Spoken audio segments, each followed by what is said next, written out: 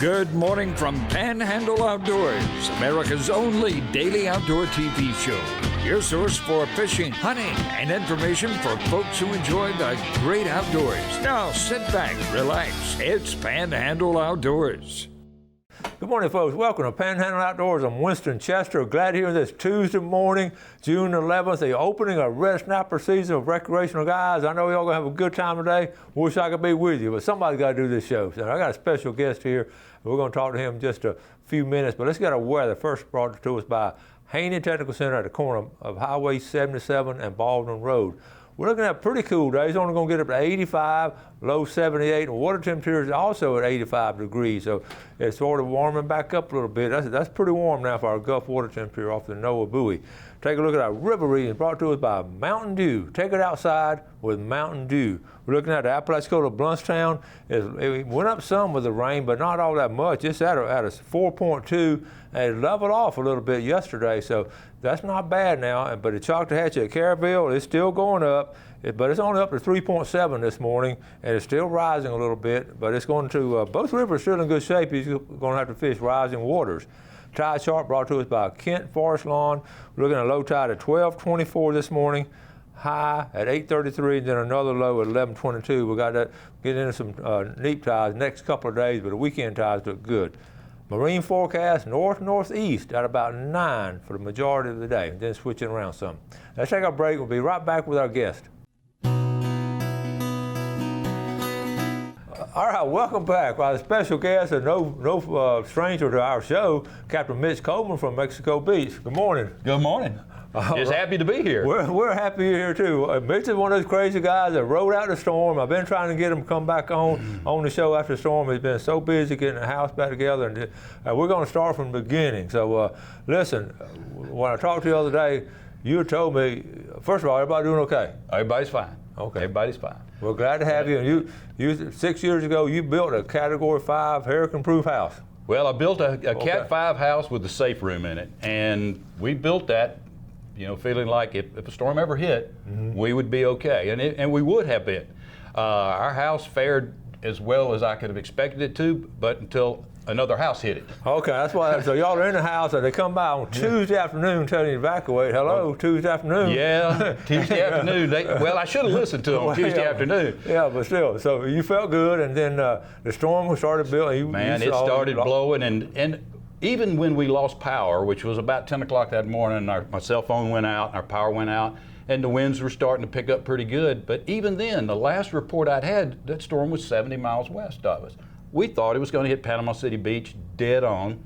And if you see the damage to Panama City Beach and you look at the damage to Mexico Beach, you see big difference. Big difference, yeah. And we thought we would be looking better than what happened. But of course, unfortunately, we had a few people that died from the storm. There were 285 people stayed in Mexico Beach, and there's only 1,100. Wow, that many people. A lot of people. Yeah. But we all thought the same thing. We anticipated that we would be trying to help people out, get them off the Cape. Right. So I had my boat fueled up. Our son had his boat fueled up. We had a plan to launch them off the beach, and we just anticipated we'd be going back and forth to the Cape just because the road would be cut. Nobody's going to be able to get off the Cape. We'll just be going over and bringing people to the mainland. But didn't work out that way. We got a surprise. So y'all you and your wife, you're in a house, and it starts, but you feel good about the house. Oh, the house made it. You could feel a little bit of vibration periodically, and they always talk about in a hurricane or in a tornado, it sounds like a freight train. Yeah. It sounds exactly like a freight train. Yeah. That hurricane, and I was able to get out of the safe room a couple of times because the direction the wind was blowing, I could walk out to my front window on the downstairs part of the house, open the blinds, and I watched that water. But all of a sudden, you heard a big noise upstairs. I heard this. What happened was I was standing looking in the window in my neighbor's house. It's a 2-story house right across from me, and I started seeing his roof peel off. And I said, well, this is worse than we thought. So I got back in the safe room, and it was just a few minutes later that the house just kind of shuddered, and it just felt like just a quick shudder. And I told my wife, I said, something just hit the house. I thought it was pine trees because we had some pine trees on our adjacent lots. So a few minutes later, we have recessed lights all downstairs in the ceiling. I started seeing water coming out of all the lights. And I told my wife, I said, well, this is not good. Yeah. But I mean, we had So a house, actually part of a house, the size of your truck. Flew into your house. Flew into my house and hit the upstairs, not the downstairs. It hit the upstairs, 30 feet in the air, and peeled the roof back over our master bedroom. Oh my goodness. And so when I opened the door, looked in the master bedroom, walked upstairs, and I looked in there and I go, I don't think we had a skylight there. So I walked back downstairs and I told my wife, I said, well, we've got some damage, but we're okay. And again, the safe room was built just like it should have been. Yeah. The scariest part of it was after the storm was over and it just was getting dark, winds were still fairly breezy, and we heard an explosion. And what had happened was that this was a house 2 blocks away. Of course, gas was leaking. Oh. Something, whether wind blew a piece of metal and it sparked, but this house blew up. And when it blew up, we heard this explosion and didn't know at the time what it was, but then we started seeing fire sparkles coming across, and the wind is blowing them toward us. Oh. So I had moved my truck from behind my house, which was a good thing because a tree would have landed on it, and I moved it to my neighbor's house, and I pulled it right up as close as I could to his house. And when I got to the truck, it had actually moved 2 feet from where I'd parked it. But when we saw this fire starting to build, I told my wife, I said, we've got to get in the truck and try to get mobile. So we loaded the dog and the wife and the safe into the truck, and I backed out and was literally pushing tree limbs with my bumper to get out. And then we drove down about 3 blocks down the street, and you could see the fire to the left. So we just parked and watched it, and it burned 3 houses. Whoa. Before it finally burned out. And I mean, it was less than a block from my house. And I told my wife, I said, we made it through the storm, and dang, it's going to burn down. But Winston, we're the luckiest people I know. I mean, I will never ever do this again. This was my 3rd hurricane. It will be my last one. Yeah. Well, it was a miracle. I know y'all lost some lives, but it could have been a lot worse. Oh, it could have been. And when I walked out and saw the amount of damage, and I knew, because when the police officer came by on Tuesday and told us about the evacuation, they actually took our information, your next of kin, all this information, phone number for the next of kin, and then she gave me a felt tip pen, and she said, you can either write your name or number 205, because you're number 205. Oh my goodness. And I said, you mean 200 people have stayed? And she said, yeah, over that. Oh my goodness. And I said, wow. That's sort of sobering. That kind of sobered me up a little bit. I said 205, and my wife's 204. I said, my goodness. That should have told me something right then. And again, the worst of it was my mother's 87 years old. She didn't know for 2 days before we could ever get word out. And it worried her to death, and I will never put my family through that again. I understand. We're going to take a break and come back with some of these pictures, and we're going to talk some serious fishing too. Just right back after the break. Welcome back. We're sitting here with Captain Mitch Coleman. He just told me a story. I don't want him to repeat it because this almost give you goosebumps now. So tell us this quick story, then we're going to look at pictures. Well, the day after the storm, it was on Thursday afternoon, we still had not been able to get any kind of cell phone service. Obviously, we didn't even have police presence there yet. Right. But we had heard that if you could get to Highway 386 bridge over the Intercoastal, I mean, that's a pretty tall bridge. If you could go up there, you could get a cell signal. And you want to get a hold of your mom. We want to get a hold of Mom. She's, like I said, 87, and I'm worrying her to death. So we drove up there on 386 and got on top of that bridge, and there must have been a dozen other vehicles up there. And I wish I had taken a picture. But I typed out the text, and I climbed up on top of my truck, on the top of the cab of the truck, and I hit the button. And when I heard that thing go ding, it gave me goosebumps. I almost cried. I mean, because I sent it to my daughter. Yeah. Everybody knows we're okay. Oh, and man. that was a big deal. That was a big deal. That's cool. Cool story. That's amazing. All right, we got all kind of pictures. Let's get started. This is during the storm now, and got rain on the windshield. I mean, on the windows. Oh yeah, we were. Y'all are. We were upstairs. This was looking out the front of the house towards the. That was the part that got damaged. This is everything blown off. Blowing off. This is right as the storm's still going. This is the middle of the storm. Wow. I decided to go up there and take a picture. Well, that was my new sunroof there that we. That's the sunroof. But there was a truck-sized piece of a house hit that and just peeled that right back. Goodness gracious. And then that was where my truck and my boat are normally parked behind my house. Oh, and fortunately, I moved them because that would have had a hood ornament there with that pine tree. This was one of those odd things you always talk during the storm. This is a piece of plastic, and that was a piece of wood furniture I had out front, and that's a piece of plastic about the size of your thumb. Oh my goodness! And it's embedded into the wood. There. Okay. Wow. Ooh, that's why you don't want to be outside. And then that's an eye bolt that I have a hammock hanging from. Oh, and it bent the eye bolt flat against that piece of wood. Goodness gracious. Yeah. And that's what the house looked like from that's right after the storm. Well, the good news, you still got a palm tree. You know what? And 2 of them are going to live. Oh, that's cool. 2 of them made it. What wreckage and all. Wow. But no pine trees. Boy, all the pine trees are down. Yeah. The palm trees a lot of the palm trees made it. Yeah. Whoa, This is the house next door to my rental property. This belongs to my first cousin from Texas. That's a 3-year-old house, and nothing hit it. Oh, no way. Nothing, it blew out. It exploded, didn't it? Exploded. The pressure gradient dropped so low, it exploded out. Oh, my goodness. So nothing touched that house, but it Goodness blew gracious. up. Wow. And that's what Highway 98 looked like after there. I mean, there was entire pieces of the highway that were on the opposite side of the road in people's yards. Wow, what force. But they're rebuilding that right now. And that's Here's our 4 days. She made it. I put her at my rental property because I had a kind of a barn there under on it, and she made it just fine. Wow, that's cool. Had somebody steal the gas out of it. Oh, no. Well, you know what? That was okay. That was okay by me because I wasn't using that gas, and somebody needed it bad enough to get that. I was okay. That's bad. All right, tell us Buoy this is a number good 4. story. Buoy number 4. You can't fish over here. Buoy number 4 is found a new home. It's back. They put it back out there. They did put it back out there. But you think about that. Now that buoy was anchored down. That buoy is anchored down, and that buoy was what? It starts at 2, 3, 4 from the furthest offshore. So that buoy was a good ways out there. 6 miles. Goodness gracious. And then this is where when we first got back out, this is one of my good buddies and my top customer, Steve Novakoski's from Panama City. He came over and we said, we got to go find some of the artificial reefs. So we were on Bell Shoals and we found a lot of the artificial reefs, but they had moved. Okay. And you can see they may have moved, but the fish found them. The fish found them. Sheephead or big old fat sheephead, just like always. Oh, cool. It was great. And at the canal, everybody. This is what they've been doing. I'm telling you, these folks have done an amazing job down there. When I would have never believed we would have been back in that canal maybe this fall. To explain, you described the canal when you first saw it. It was just like amazing. You could almost walk across the canal on the debris. Yeah. There were entire homes, the roofs, homes, cars.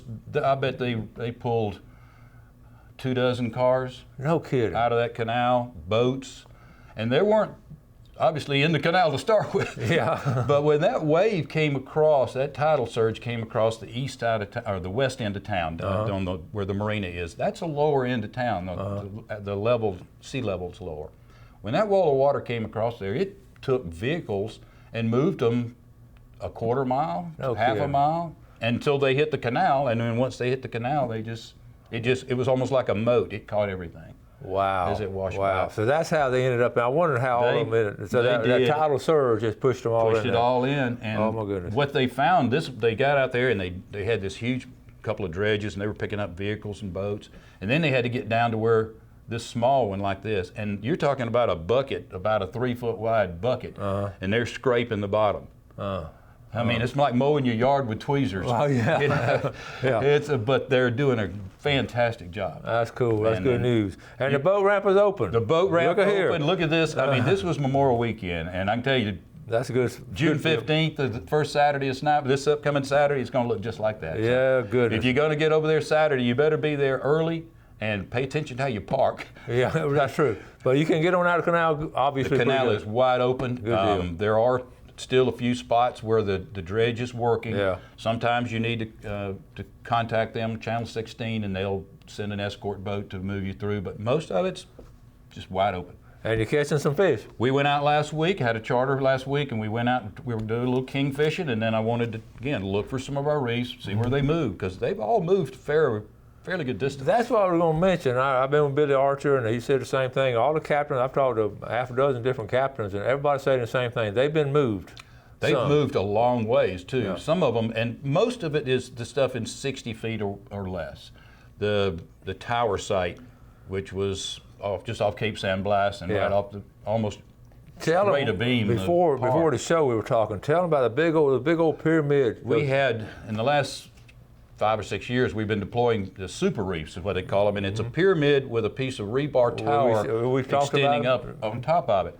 Well, the pyramids are still there, but the rebar tops have broken off and are just laying out beside it. Can you imagine how strong that to break off rebar now? You're talking about thick concrete with rebar in it. And it broke it off and just laying out. I had not heard that. When you told me that, I was just shocked because that is, I mean, you just don't expect that. No, and that really gives you that, you think about the power of the water and what it did to, obviously, what you can see, on land, and you look at the devastation. Well, if you were to drain the ocean and look at the devastation on the bottom, it's almost as bad as what's on the surface. Yeah. And they haven't disappeared, they haven't broken apart, they've just moved. So if you go out and if you can find these locations, you'll find fish. They're loaded with fish. So we were a little concerned, are the fish going to come back and restock these reefs? And the answer to that is yes. Oh, that's cool. In a big way. All right, we're going to take our final break. Come right back with Captain Mitch. All right, welcome back. Let's look at our fishing game times from Blue Water Outriggers, 8 a.m. to 10 a.m. on the number. That's when they're going to catch all the red snapper, and 8:24 to 10:24 tonight. We're going to catch all the flounder. And again, like a perfect time. It is perfect timing. Again, I know we talked about the storm surge itself. You thought was a lot higher than what people said. My house is 20 feet above sea level, and I had 1.5 feet of water against the front of the house. Okay. And I sat there and looked at it, watched it, and it was on, and it was gone in 5 minutes. Yeah, and the eyewitnesses we talked to all said the same thing. Well, the picture that you saw earlier, that was from my second floor window, and you saw the water come by. You 3 blocks off the water? So, it was a lot of water. Golly Whopper. The Golly Whopper is going to happen this year. It's June 22nd, which is the second Saturday of snapper recreational season. Captain's Party is June 21st. It'll be at the Mexico Beach boat ramp. And a little different this year because of obviously the devastation we've had. We want to try to give back. So this year, your entry, it's minimum $100 donation. You can donate as much as your heart desires because it's going to a really good cause, So we're not going to have a prize payout, but it's still, first of all, bragging rights is the main thing. That's right. And I believe the guys that organize this are doing a fantastic job, and they make one of the prettiest trophies that I've ever seen. Brian Cathy makes this thing, hand makes it, and you know what? If I win that tournament, it wouldn't be for the money anyway. Yeah. It was that trophy, because I mean they are a beautiful trophy. Good deal. And so this year they are going to have the target species again, where you can, they'll pull a target weight, right? And then you can also enter that, and there may be some money involved in that, but once again, I expect somebody wins some money at it, they'll probably turn around and donate it. Yeah, back to the cause. That'd be cool. Now you bought some rigs and all. I did a couple of rigs. Once again, I keep, I always go into that. Let's keep it simple kind of thing. Yeah. So today's that start of that recreational snapper season, and when we get out there, I try to do everything up front. So I mean, I even go to the Ziploc bags. It's got it labeled, written on there, what's on there, and then I basically use 2 setups for red snapper. Okay. And I rig them knocker rig style, which is where the weight is right down on the hook, just like a jig. That's why it's called a knocker. Yeah. It's knocking against there. And then, of course, I snell the hook to the shank. Yep. Not going to lose many breaks that way. A couple of beads just to keep the weight off the... Okay, you do put 2 beads on it. I put 2 beads in there. Very good. And then, I said, it looks just like a jig. Oh, yeah. That's cool. And I use 60-pound leader, and then we'll have a couple set up to drop into the mid part of the column. I don't catch my snapper on the bottom. Yeah. We'll catch them, first couple of drops maybe we'll drop just to get them competing. But once you drop down a couple of times, then we start chumming.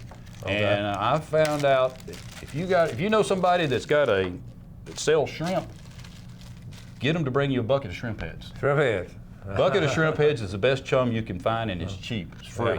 Yeah. So we start chumming. As soon as we get up, we'll drop a few to the bottom, then we'll start chumming the shrimp heads. And when they start coming up, then we go light.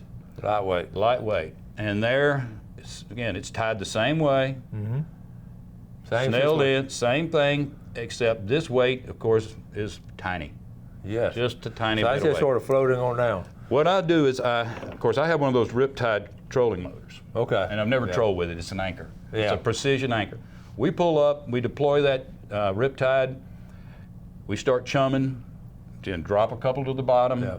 get them competing, and then once those fish start coming to the surface, and sometimes you can actually see them behind the boat, others you just watch them on the screen, then we're using spinning tackle, all spinning. Okay. I toss up current, and I toss the flat one up current, and I use a shrimp head sometimes on this. No way. Just they're big old shrimp heads. Yeah. But put a shrimp head in the hook, hide that hook in there, toss it up current, and then just let it fall back down naturally. I keep the bail open, and I'm just hand feeding the line, and my line stays loose the whole time.